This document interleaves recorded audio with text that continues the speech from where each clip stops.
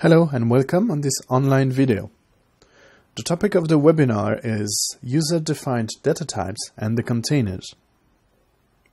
After a very short introduction, we will see what features are available in Allinea DDT to debug containers and user-defined data types. We will then make a short demonstration before doing a conclusion. As you know, object-oriented programming is very important in the HPC. There had been some considerable debates in the scientific community about whether it was necessary to adopt such paradigms or not, but today it is clearly accepted that developing object-oriented codes is very good when it comes to modularity and to maintenance. When you have some changes that happen in the scientific model or in the hardware, it can be very easy to change the code and to actually adapt to the new situation. The main issue is that object-oriented programming hides low-level complexity. For instance, very few developers actually know how maps and vectors are implemented. And they do not really want to know because the tools, the development tools that they are using, are meant to give them the insight about the programs. This is what Allinea DDT is capable of doing. Whether you're working on a C++ code who handles classes, who is a full-featured object-oriented languages that handles inheritance and polymorphism, or whether you're working with Fortran 90 codes with the modules and that can package type definitions, global data, and so on, Allinea DDT will provide you with the right answer. To visualize classes, go on the right-hand side of the screen and look at the variables. All the structures will be detailed here and will be clearly visible. If you want to see Fortran modules, go on the left-hand side next to the project files, and the modules will be available there.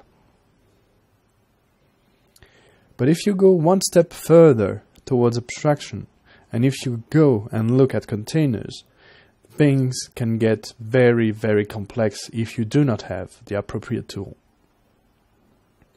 A container is a class, a data structure, or an abstract data type whose instances are collections of other objects. The main examples are the maps, the decks, and the vectors.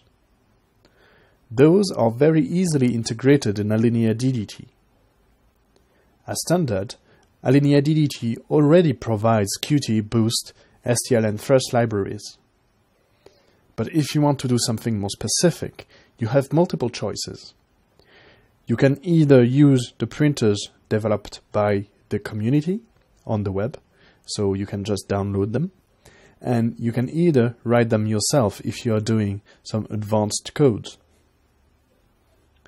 To check where those printers are available, go to the path2 DDT, lib, GDB, and Python. All the printers will be there, and you just need to put some more in this directory to have Allinea DDT capable of handling those encapsulations. Of course, all the other usual debugging features, like memory debugging and so on, are already available and will remain available. So as a summary, we know that object-oriented programming is crucial. It is very useful to build well-structured and maintainable codes, and it is very convenient when it comes to maintenance. That said, C++ and Fortran 90 have their own specificities. Allinea DDT integrates all the mechanisms to handle object-oriented program codes. We can handle C++, the classes, the Fortran modules, the containers. The key benefit for the end user is that he can use fearlessly all the encapsulation and the high levels of abstraction that he needs. Allinea DDT will adapt and will continue to debug the code, whatever its complexity. As the developer can rely fully on Allinea DDT to debug the code, he knows that he will gain all the benefits when it comes to debugging. He doesn't need to focus on the tool, but rather on his core development activity, which can help the developer to slash the time to debug. Let's move now to the live demonstration. Here is a small sequential code relying on the STL. If we open this code with Allinea DDT, typing DDT and the binary file, we will arrive on this window. If we click there, we will see that the code is ready to be debugged. This is just a standard code, and what I have done is that I have created a breakpoint at the end to show you the different structures. If I play the code, the program will reach the breakpoint. As you can see in the locals, you will have all different types of advanced structures that are available. For instance, if I look at all maps, I can see that they integrate two standard maps, each having 3 and 4 elements, which are strings. Those advanced types are easy to read and easy to understand, but as you know, they are user-defined.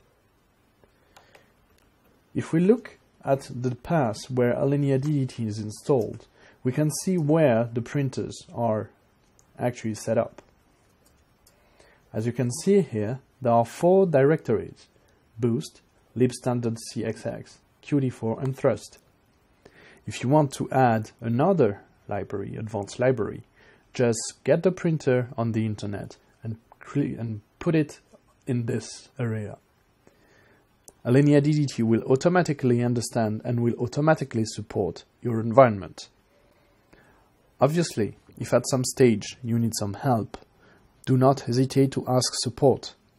You can write emails at support@allinea.com.